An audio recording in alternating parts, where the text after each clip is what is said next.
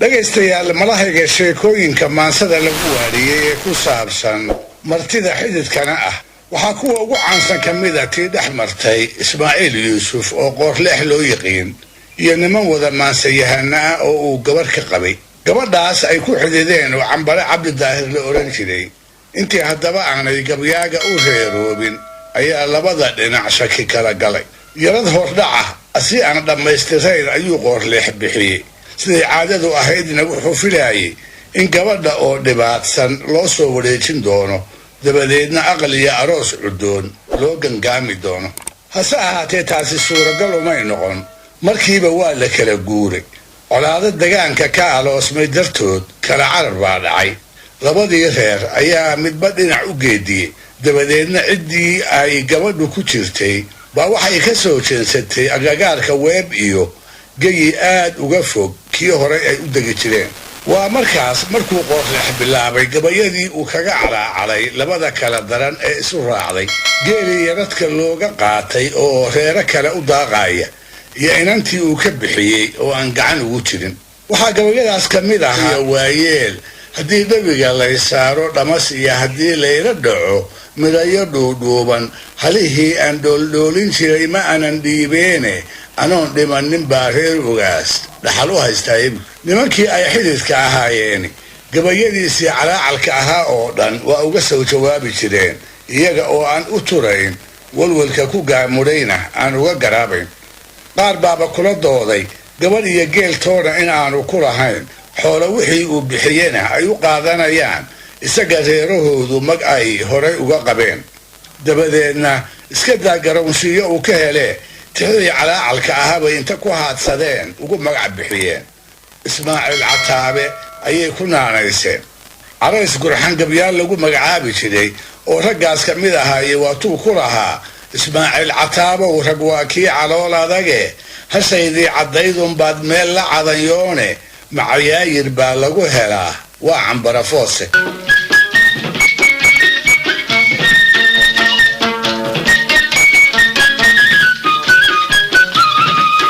wax gabayada la isu tabiyo iyo wax la kala maqnaadaba gadaalkii la isu soo guuriyo la isu soo noqoy awal hore dhulkii la wada degi jiray ayaa la isaga soo dhawaaday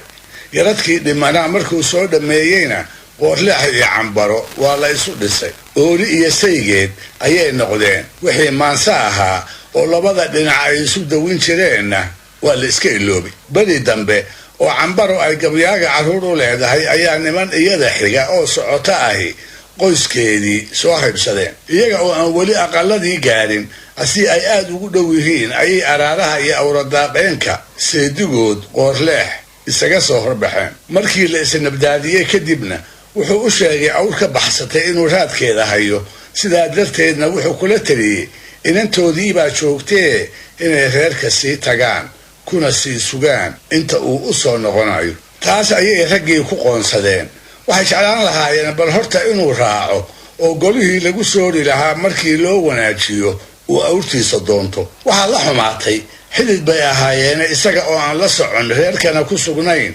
inay Cambaro kor dhoobtaan habeenkaas gurigii qoorleex ma tageenoo ma ku hoydeen mase hadalkii seedigood intay ka dudeen bay hore u sii dhaafeen hadday ku hoydeense ma ugu soo noqday mase awrtibuu inta waayey reerkiiba ka dhaxay waa su'aalo aanan ka jawaabi karayn waxaase la hubaa galabtaa kadib raggii xididka ahaa inay ka dhex aloosantay silsilad maanso oo waageedii aad loo wadwadi jiray silsilad mararka qaarkood wax ka sheega jiribada labada dhinac loo mari jiray silsilad uu qoorleex dhinac ka ahaa dhowr seediyaashiis ahina ay dhinaca kale ahaayeen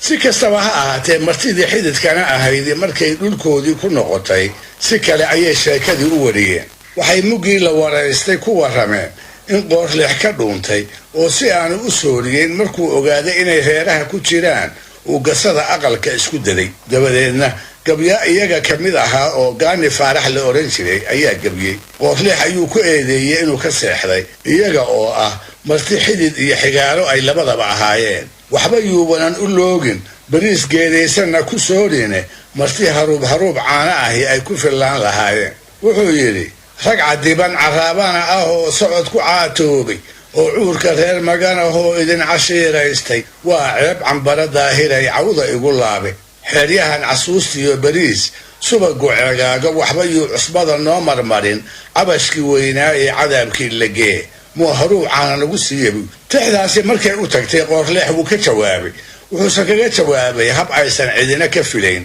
waxaa laga malaynayay inuu yidhaahdo niman yahow waad i masabidaysaanoo waad i madax goosanaysaane anigu idinkama dhuuman oo idinkama seexan dhabarkana idinma jeedin gabaygiinu xumaan iyo kala dhimasho xidid unbuu tarayaa ee aashiinna sidaas ulama garnaqsane waddo kale intuu jibaaxay ayuu eeddii loo haystay dusha u saaray haweenaydii u dhaxday isagoo leh haddiiba aan anigu idin qadiyey sow cambaro idinka gabadhiinni ma ahayn may iyadu reerka wax idinka siiso idiinna soo furfurto tabadaha iyo qumbayaasha subagu uga buuxo gasada aqalkana ugu tiirsan sidaas markay yeelay hadday aniga diidmo iga dareentana may ila dagaasho oo wiilka yaroo ay sidato ka bannaan ii dhigto maxaad aniga igu galaysaan haddii ay iyadu idin gabtay wuxuu yidhi iyaduba go'dadu weydinkee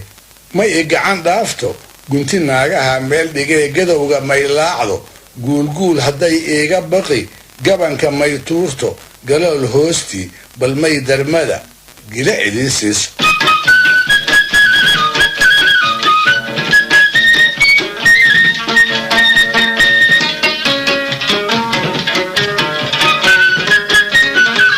waxaa markiiba qoorleex u soo jawaabay gabyaa baryahaas aad u da'yaraa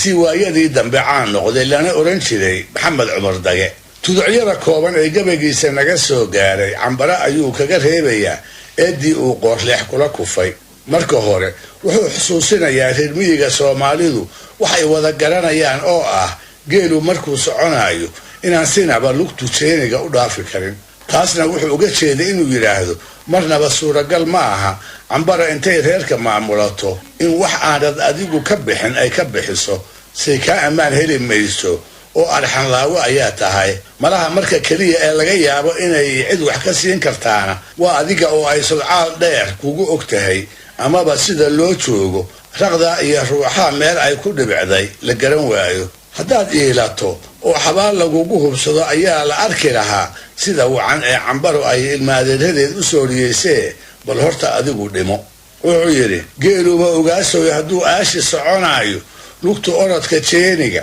inay ku agmartoy dhaafto ugub weeye oo waa xaajo aan waalidkeed arag naagtuu arnaa uud qabo oo ku ag wareegayo isagoon socoto dheer jirin lagana ay waayin adduunka iyo reerkuu lahaa kama ulayseen haddiise ay agoontowdo oo iilka lagu geeyo anfac kalama oosheen cambara ina adeerkeede ingegsaar muxuu tari haddaan eedi qabanaynin dhegaystayaal barnaamijkii dhaqanka iyo hidduhu maanta halkaa inoo jooga waa inoo toddobaadka soo aadan iyo ku kale hadduu eebba idmo